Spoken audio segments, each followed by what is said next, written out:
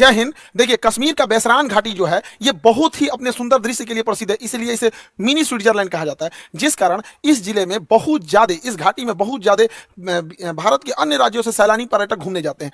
ये पहाड़ों से घिरा हुआ है, इन पहाड़ों के बीच में घाटियां हैं जो दूर में यहाँ पे पूरी तरह से बर्फ से ढकी पहाड़ियां हैं। ठंड का दिन आता है तो इस पर बर्फ की एक चादर पड़ जाती है जो बहुत ही मनोहर दृश्य दिखता है, और इसके सामने ऊंची ऊंची चोटियां हैं। गर्मी के दिन में जैसे अभी के वर्तमान समय में पूरा हरियाली छा जाता है, और ठंड के दिन में इसमें बर्फ जम जाता है। ऐसे ही बहुत सारे सैलानी यहाँ घूमने गए थे। हालांकि ये जगह बहुत ही प्रसिद्ध है। पहलगांव जो जगह है, पहलगांव में ये घाटी है। पहलगांव जो जगह है वहां से ये घाटी लगभग आधे से 1 घंटे के डिस्टेंस पे, पहाड़ों पर आधा ज्यादा दूरी नहीं होती है, लेकिन घुमावदार रास्ता का होने की वजह से दूरियां बढ़ जाती हैं।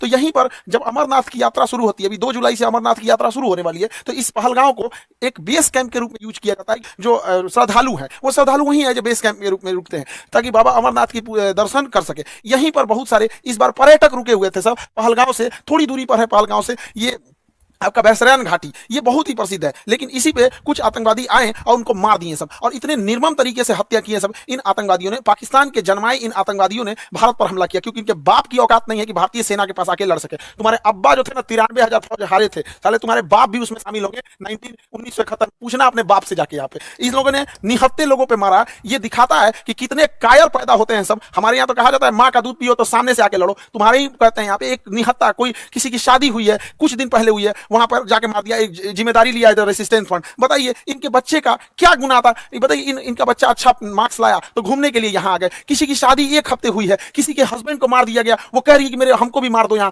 लेकिन कह रहे नहीं तुम अपनी सरकार को जाके बताओगे। अरे सरकार को तो पता चल गया है, लेकिन हम लोग को जो बना अभी इलाज होगा इसका अच्छा से यहाँ पे। बताइए इस महिला के साथ इसके बच्चे को मार दिया गया। जब इंडियन आर्मी पहुंची तो फौज के ड्रेस में आतंकवादी थे सब। ये महिला समझ नहीं पाई, फौज को देख के रोने लगी। इनको लगा कि ये भी कहीं आतंकवादी तो नहीं है। तो उन लोगों ने बताया कि हम इंडियन आर्मी से आपकी मदद करने के लिए आए हैं। अरे कायर हो, एक तो तुम निहत्ते पे हमला करते हो, उसके बाद से तुम इंडियन आर्मी का ड्रेस पहन लेते हो। यही ना तुम लोग की कायरपन है। खैर पड़ोसी की औलाद हो लोग साले, तुम लोग की तो इतनी औकात नहीं जो इंडियन आर्मी से लड़ सको। लड़े तो थे एक बार, यही हुआ था। हालांकि हम लोगों ने अभी ऑपरेशन टिक्का प्रारंभ किया है, रेस्क्यू ऑपरेशन चल रहा है। कुछ आतंकवादी मार दिए भी गए हैं, अभी आगे भी कार्रवाई चल रही है। लेकिन इससे क्या होने वाला? अभी मोदी जी सऊदी अरब के दौरे पे थे, तब तक ये घटना हुई, तो सऊदी अरब के दौरे को बीच में ही कैंसिल करके आए और एक सर्वदलीय मीटिंग भी बुला रहे हैं, जिसमें कि पूरी तरह से निर्णय लिया जाएगा कि इसका क्या फाइनल इलाज किया जाएगा। लेकिन इस चीज को समझिए कि इसके पीछे हाथ किसका किसका हो सकता है। पाकिस्तानी ये कायर है। ये पाकिस्तान वालों पहले सुनो, ये तुम्हारा सेनापति है, सबसे बड़ा चोर आदमी है। लंदन में इसकी बहुत बड़ी प्रॉपर्टी है। अमेरिका में अपने बच्चों के लिए फार्म हाउस खरीद के रखा, पता करा लेना तुम लोग। यहाँ पर 1 से 1 करोड़पति। ये आईएसआई में था, पाकिस्तानी आतंकवादी संगठन, जो सरकारी आतंकवादी संगठन है उसका नाम आईएसआई है, वहां पे उसका ये हेड रहा है। तो ये सेना में बहुत घपला किया है, और सेना का मनोबल डाउन हो गया इसके वजह से। तो ये सोच रहा है एक तो एस्केलेट हो जाए, एक लड़ाई एस्केलेट हो जाए। इसलिए इसने रावलपिंडी में एक भाषण दिया था कि हम बताएंगे कि क्यों पाकिस्तान अलग हुआ था। अरे पाकिस्तान इसलिए अलग हुआ था कि एक साफ सुथरा इंसान सुअर के साथ नहीं रह सकता है। तुम्हारा जो सरगना था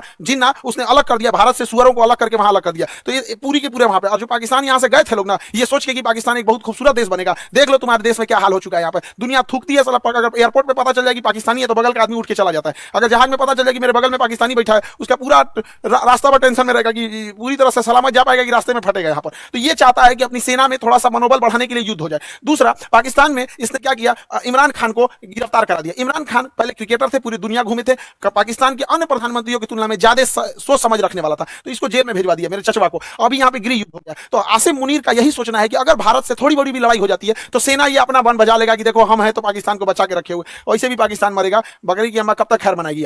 दूसरा एक और चीज है क्या कि इंडिया चाइना और अमेरिका के बीच में जो ट्रेड वार हुआ है, तो चाइना के ऊपर 245% लगा दिया गया है टेरिफ, जिस वजह से बहुत सारे व्यापारी अब इंडिया की ओर मूव करेंगे। तो चाइना की भी चाल है, वो पाकिस्तान के थ्रू भारत में हमला करा रहा है, ताकि बड़े व्यापारी इंडिया में इस मौके को ना देख सके। क्योंकि जो बहुत बड़े व्यापारी होते हैं जो करोड़ों करोड़ों में डील करते हैं, 200 करोड़ 400 करोड़, तो वो देखते हैं किस देश में शांति है। इसलिए देखिएगा, सिंगापुर देखिए, दुबई देखिए, कोरिया देखिए, जापान देखिए, यहाँ हमेशा शांति रहता है। तो वैसे ही देखते हैं। तो चाइना को लगता है कि इसका फायदा कहीं इंडिया ना उठा ले, इसलिए जानबूझ के चाइना पाकिस्तान को उकसा रहा है। और देखिए, जब कोई इंसान भिखमंगा हो जाता है, पूरी तरह कंगाल हो जाता है, अपनी इज्जत खत्म हो जाती है, तो दूसरे को डुबाने में लग जाता है। यही काम पाकिस्तान कर रहा है। ये आतंकवादी आए और वहां पर्यटकों के ऊपर गोली चलाने लगे। आतंकवादियों के मंसूबे को समझिए, गोली मारे हैं उनकी मंसूबा को समझिए। गोली मारने के बाद महिला को कहती है कि हमें भी मार दो, तो कहता है कि नहीं, तुम्हें नहीं मारेंगे, तुम जाके अपनी सरकार को बताना। मतलब इन्हें पता है कि ये सरकार को बात बताया जाएगा। दूसरी बात, जाति धर्म पूछा गया, हिंदू हो कि नहीं, कलमा पढ़ो। और उसके बाद कोई लोग कह रहे हैं कि आतंकवादी का धर्म नहीं होता है। कलमा कौन धर्म का आदमी पढ़ाता है जी? हाँ, इतनों में आंख नहीं खुल रहा है यहाँ पे, एकदम शर्म लिहाज घोल के पी गए हैं, किसी के सामने निहत्थे को मार दिए हैं। इससे कश्मीर में जो सबसे बड़ी समस्या आएगी, हम लोगों को जब धारा 370 हटा था तो 5 साल लग गए ये चीजों को नॉर्मल पटरी पे लाते हुए, उसको 5 मिनट में सब रौंद के चला गया। साहब कौन पर्यटक वहां जाएगा? पर्यटक जिनके पास ज्यादा पैसे होते हैं वही लोग। गरीब आदमी का मतलब पर्यटन मतलब कौन सी होता है? ननिहाल चल जाता है, पर्यटन मतलब हो गया नानी के घर घूम लिया, हो गया पर्यटन हो गया। लेकिन ये लोग जो जा रहे थे भारत के अन्य हिस्सों से, अभी उन पे क्या बीतेगी? पूरा मनोबल तोड़ के रख दिया। ये सब अपने मंसूबे में कामयाब हो रहे हैं। इससे क्या होगा बताइए? पहलगांव में ना कोई फैक्ट्री है, ना कोई इंडस्ट्रीज है, कुछ है ही नहीं है, पर्यटन से ही इनकम होता है। तो इन लोग की इनकम डूबेगी, जब इनकम डूबेगी गरीबी आएगी, गरीबी आएगी अनएम्प्लॉयमेंट बढ़ेगा। और यही पाकिस्तान चाहता है कि कश्मीर में भयानक गरीबी आए, क्योंकि जब गरीबी आ जाती है, इंसान के पास एकदम गरीबी आ जाएगी, तो फिर इंसान देखता है कि हमारा पेट कैसे भरेगा। अब यही पाकिस्तानी उन्हें हथियार थमाते हैं सब। तो एक और वो दिखाते हैं सर, देखो कश्मीरी तुम्हारे साथ है। आज कश्मीर वाले देखो तुम्हारे साथ कौन खड़ा है, अपने आप से पूछ के देखो ना कश्मीर वालों, कि अगर पाकिस्तान हमारे कश्मीर के पीछे नहीं पड़ा रहता तो आज जिस तरह गोवा डेवलप है, आज जिस तरह सिंगापुर डेवलप है, ठीक उसी तरह से जम्मू कश्मीर भी डेवलप रहता। तो जम्मू कश्मीर के लोग तुम्हारे लिए सबसे ज्यादा खतरनाक है तो ये पाकिस्तानी है। और बिना लोकल के सपोर्ट के, बिना लोकल के चढ़ावे पे इतना बड़ा तो कोई हमला नहीं कर सकता है। तो खुफिया एजेंसी को भी इन लोकलों को भी खोजना पड़ेगा वहां पे कौन कौन साथ दिया, क्योंकि वहीं कोई ना कोई होगा जो इतने बड़े घटना को, साजिश को, उन आतंकवादियों को ये रास्ता दिखाया होगा। वहां के लोकल लोगों की तो नौकरी चली गई, सब कुछ गया। अरे तुम्हारी नौकरी गई, इधर लोगों की जान चल गई। नौकरी बड़ा होता है कि जान बड़ा होता है जी? किसी भी इंसान का, परिवार का कोई सदस्य चला गया, लेकिन ओवरऑल एक देश की क्षति हो रही है। पूरी देश, पूरी दुनिया इस पे क्या करेगी? दुनिया को क्या करना है वो तो देखेगी कि भारत एक अनस्टेबल है। कश्मीर के मुद्दा को दोबारा वो पाकिस्तान ऊपर की ओर बढ़ा रहा है। अभी भारत सरकार को इस पे सख्त एक्शन लेना चाहिए। पाकिस्तानी जो भारत में इलाज कराने आ रहे हैं सबका वीजा रद्द करना चाहिए। भारत सरकार ने सार्क का वीजा रद्द किया है, जो बिजनेस के लिए आते हैं। कोई भी पाकिस्तानी को चाहे हार्ट ट्रांसप्लांट हो, चाहे किडनी ट्रांसप्लांट हो, इंडिया में आने ही नहीं देना चाहिए, क्योंकि इंडिया में इलाज बहुत सस्ता होता है। आते हैं चेन्नई, आते हैं मुंबई, दिल्ली, इलाज करा के चले जाते हैं। बाहर में जाओ, सोच रहे मरो वहीं पे जहां जाना है तुमको। एकदम कोई वीजा उजा, कोई इंसानियत मरम्मत नहीं करना चाहिए। यहाँ पे एयर स्पेस तो हम लोग का बंद ही है, पाकिस्तान का एयर स्पेस की वजह से पाकिस्तान को बहुत घाटा लग रहा है। लेकिन भिखमंगों को क्या चाहिए? जीने के लिए तो कैसे भी जी लेंगे। सिंधु जल समझौता 1960 के तहत हम लोग सिंधु नदी तंत्र के 80% जल छोड़ देते थे। भारत ने अभी समझौते को सस्पेंड किया। सस्पेंड करने से फायदा यह है कि हम लोग कभी जब मन तब सस्पेंड कर देंगे जब भी इस तरह की घटना होगी। लेकिन सिंधु जल समझौते को सस्पेंड कर देना कोई इलाज नहीं है, क्योंकि इसके पानी को हम डाइवर्ट करके लेके कहां जाएंगे? इसके लिए हमें नया बांध बनाने की जरूरत है। तो बहुत सारे बांध, जब तक ये समझौता सस्पेंड है, बांध बना देना चाहिए और पाकिस्तान के पूरे पानी को रोक लेना चाहिए। और गर्मी के दिन में पूरा पानी रोक ले, और जब बरसात का समय आएगा तो पाकिस्तान तब तक तो गर्मी में पूरा जल चुका रहेगा। बरसात के समय आएगा जब पूरा लबालब होगा तो बांध खोल दे, एक सुखा के मारो फिर दहवा के मार दो। यहाँ पे दोनों करना पड़ेगा। इंसानियत को लांग दिया है पाकिस्तान ने। देखिए राक्षसों के साथ राक्षस जैसा ही व्यवहार करना पड़ेगा। और दूसरी भैया, हमारे खुफिया एजेंसी वाले लोग, चाहे आईबी हो, रॉ हो, सीबीआई हो, एनआईए हो, कुछ तो करो भाई। हमेशा पुलवामा हुआ, तुम लोग को क्या कैसे बोले यार? कैसे? अभी देख रहे थे बलूचिस्तान में हुआ था, एक नॉर्मल आदमी समझ रहा था उसका रिटिलेशन होगा। ये क्या इंटेलिजेंस आता है हम लोग का? पुलवामा हो जाता है, संसद पर अटैक हो जाता है, ताज होटल पे हमला हो जाता है, अमृतसर पे हो जाता है, पठानकोट पे हो जाता है, क्या हो रहा है? उरी पे अटैक हो जाता है। अरे कभी तो पहले इंटेलिजेंस लाया जाए। हम मानते हैं कि इंटेलिजेंस बहुत लाते हैं आप लोग, लेकिन थोड़ा और एक्टिव होने की जरूरत है। मोसाद की तरह होना चाहिए, सीआईए की तरह होना चाहिए, चाइना की एजेंसी की तरह होना चाहिए। वहां और जरूरत है इस चीजों को। भारत सरकार को इस पर और संजीदगी से कदम उठाना चाहिए। और इस हमले के बाद केंद्र सरकार एक सर्जिकल स्ट्राइक करेगी। देखो सर्जिकल स्ट्राइक जरूरी है, लेकिन सर्जिकल स्ट्राइक कोई इलाज नहीं है। सर्जिकल स्ट्राइक हमेशा सेना करते रहती है। 50 को आतंकवादी मार देंगे तो क्या भरपाई हो जाएगा? हमारे 28 मासूम लोग मारे गए, इसकी भरपाई 50 को सैनिक। 50 को मतलब क्या होता है? पाकिस्तानी एक मिलकर 50 को जन्म दे देगा। एक पाकिस्तानी 4 को बियाह करेगा, 1 2 3 4 4 को बियाह करेगा। एक पाकिस्तानी 1 से 15 को पैदा करेगा, 15 चौको 60, 1 से मिलकर 60 को जन्म देगा। जन्म देने में क्या जाता है? सुअर भी एक साथ 16 को जन्म दे देता है। इन छोटों को क्या जाता है? आपको क्या लगता है सर्जिकल स्ट्राइक से इलाज हो जाएगा? नहीं, सर्जिकल स्ट्राइक इनका इलाज नहीं, इनका ठोस इलाज करना पड़ेगा। 24 करोड़ लोग हैं पाकिस्तान में। जब 24 करोड़ को समझ में आएगा ना, तभी होगा। इन सब भूखे प्यासे मार देना चाहिए, नेवल ब्लॉकेज करना चाहिए। पूरे भारत के लोगों से कहते हैं अपनी सरकार पे इस बात दबाव बनाया जाए, ये पाकिस्तान है, इसकी जो यहाँ पर इसकी जो नेवी है, यहाँ पर ये वाला समुद्र में यहाँ नौसेना लगा के ब्लॉक कर दिया जाए। अगर हम नेवल ब्लॉकेज कर देते हैं तो इसकी पूरी सप्लाई लाइन कट जाएगी। पाकिस्तान कहीं से सप्लाई नहीं दे पाएगा नेवल ब्लॉकेज होने की वजह से। और पाकिस्तान के बाद जो पेट्रोलियम भंडार है बस 9 दिन का है, 9 दिन के बाद इसके पास पेट्रोलियम खत्म हो जाएगा। तो नेवल ब्लॉकेज लगने के बाद कारण इसका पूरा पेट्रोलियम खत्म हो जाएगा और हम लोग कहीं ना कहीं ये लंबे समय तक ऊपर से यहाँ पे सिंधु जल समझौता सस्पेंड करके नीचे से नेवल ब्लॉकेज कर दे। और दूसरा क्या है कि आतंकवादियों को कहते हैं कि तुम लोग धर्म का नाम लेके यहाँ पे जो आतंकवादी घटना करते हो, यहाँ के रहने वाले लोगों को क्या होगा? और मुस्लिम समाज से कहते हैं कि एक अभी जो जुमा का दिन आ रहा है, फ्राइडे के दिन, वहां से भी यहाँ पे सारे लोगों को एक होने की जरूरत है। वरना हम लोग को या जो भी एक साधारण व्यक्ति है इन चोट्टो पाकिस्तानियों की गुनाह का सजा सबको मिलने वाला है। लोग क्या किस नजर से देखेंगे हम लोगों को? क्या तरीका है यहाँ पर? तो हम लोगों को भी खड़े होने की जरूरत है। जब इजराइल में हुआ था, इजराइल में गाजा में जो हुआ था, छोटे बच्चे को मारा गया तो वो भी गलत था। यहाँ जो हुआ ये भी गलत है। उसके लिए खड़े हुए थे तो इसके लिए भी खड़े होना पड़ेगा, तब देश होगा। वरना कितना बुरा कलंक पोत के चला गया है पाकिस्तान के। 2 लौंडे आए सब यहाँ गोली चला के चले गए। बनी बनाई इज्जत मिट्टी में मिल जाती है। एक अब्दुल कलाम होता है, एक बीर अब्दुल हमीद होता है, और यहाँ देरी 2-4 को निकल के इस तरह कश्मीर में घटना करेंगे। सब किस नजर से देखा जाएगा? हम लोग का रेपुटेशन कहां जाएगा? इसलिए एक सामूहिक जिम्मेदारी बनती है कि इसे कंडेम किया जाए, इसकी घोर निंदा किया जाए यहाँ चीजों को सामूहिक तौर पर। अब पूरे भारत के लोगों से कहते हैं, चाहे हम तो अपने शिक्षा जगत में है, तो हम तो अपने शिक्षा जगत से हर एक टीचर से भी उम्मीद करते हैं, उनसे भी आह्वान करते हैं कि अपनी सरकार पर इस बात का दबाव बनाया जाए कि यहां से नेवल ब्लॉकेज होगा यहां से, ताकि यहां से कोई भी पाकिस्तानी शिप अंदर नहीं जा सकता है, ताकि 9 दिन के अंदर इसका पेट्रोलियम खत्म हो जाए। और ऊपर से सिंधु जल समझौता सस्पेंड कर देना चाहिए ताकि कोई पानी ना जा पाए और गेहूं की धान की फसलें ना बोल पाए। और बरसात के समय इसे छोड़ दो, इधर दहवा के मार दो, इधर बंद करके मार दो, तब तक जब तक इनको समझ में नहीं आए। वरना ये जो है सब ना पागल हो गए हैं सब, इनका कोई इलाज नहीं है। मानवता की हद लांग दी है सब। किसी का धर्म पूछ के मारा जाता है, किसी को इंसानियत नाम की चीज है कि नहीं? जिंदा है सब इंसानियत। कोई क्या सोचेगा यहाँ पे जी? पूरे कौम को बदनाम करके रखा सभी पाकिस्तान। अगर पाकिस्तान को मिटा दिया जाता आधा दुनिया शांति से सोएगा, कम से कम एशिया में तो शांति जरूर आ जाएगी। हम सरकार से भी आग्रह करते हैं कि सर्जिकल स्ट्राइक जैसे झुनझुना से पाकिस्तान सुधरने वाला नहीं है, इसको बेत मारना पड़ेगा।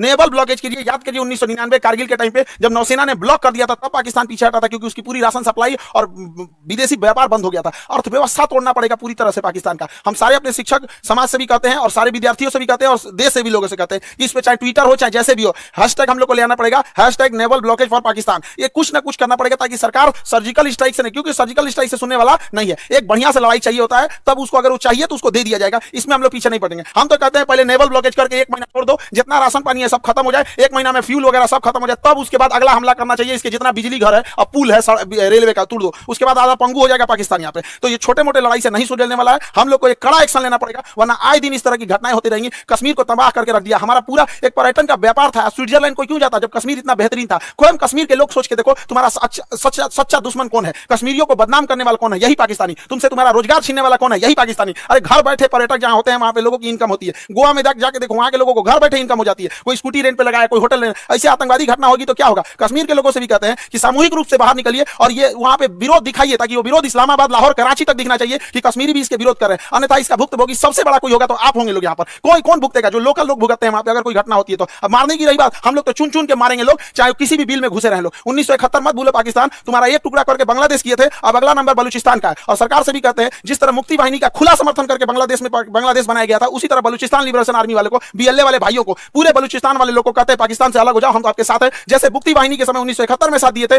उसी तरह एक पाकिस्तान का दोबारा टुकड़ा होगा यहाँ से और बलूचिस्तान का निर्माण होगा। पाकिस्तान में जैसे इधर का निर्माण हुआ था। वरना अगर हाथ पे हाथ रख के बैठेंगे तो ये इलायचीदाना बराबर बांग्लादेश, जिसको हम लोगों ने जन्म दिलाया था, ये आज हम लोग को आंख दिखा रहा है। ये पाकिस्तान आंख दिखा रहा है। इसे हाथ पे हाथ रखने से नहीं होगा। यहाँ पर एक कड़ा एक्शन लेना पड़ेगा। ये आतंकवादी किसी के नहीं हो सकते हैं। इन्हें कोई अगर अपना समझता है तो सबसे बड़ा बेवकूफ है वो है, क्योंकि सांप पालिएगा तो काटेगा ही काटेगा। ऐसा नहीं है कि केवल आपके पड़ोसी को काटेगा। जब ये पहलगाम में ये घटना हो रही थी तो उस समय सैयद आबिद नाम का एक घोड़ा चलाने वाला व्यक्ति, कितना ही पैसा कमाता होगा घोड़ा चलाने, इसकी बहन रोक रही थी कि आप मत जाओ, लेकिन ये बेचारा गया वहां पे। और जब आतंकवादियों ने लोगों पे गोलियां चलाने लगी, इतना बहादुरी अपना घोड़ा छोड़कर आतंकवादियों से हथियार छीन लिया, कहा कि हमारे कश्मीर के मेहमान, इन पे गोली मत चलाओ। हथियार छीन लिया। एक सैनिक ना होने के बावजूद इसको इतना हिम्मत है, छीन लिया, लेकिन दूसरे आतंकवादी ने इसे भी गोली मार दिया। आज बेचारे का पूरा परिवार, इस बूढ़ी माँ, इस बूढ़े पिता से क्या पूछेगा? पिता से जब मीडिया ने पूछा आप क्या कहना चाहेंगे, तो कहते कि बेटा चला गया, क्या कहेंगे? बेगुनाह था, बेगुनाह मारा गया। यहाँ पे सरकार से भी कहते हैं कि जितने लोग की इसमें शहीद हुए हैं उन लोगों को भी आर्थिक मदद और कुछ ना कुछ इनके अस्थायी जीवन के लिए कुछ किया जाए, ताकि उन्हें एक श्रद्धांजलि दी जा सके। यहाँ पर मुसीबत की घड़ी में हम सब देशवासी एक दूसरे के साथ हैं। उम्मीद करते हैं हम सब एक साथ मिलकर अपनी सरकार का साथ देंगे। सारी राजनीति खत्म, यहाँ पे सब एक होने चाहिए और इसका मुंह तोड़ जवाब देना चाहिए। और हम किस मुंह से कहें, किस भाव से कहें, जिनके यहाँ से किसी का भाई उजड़ गया, किसी के मांग का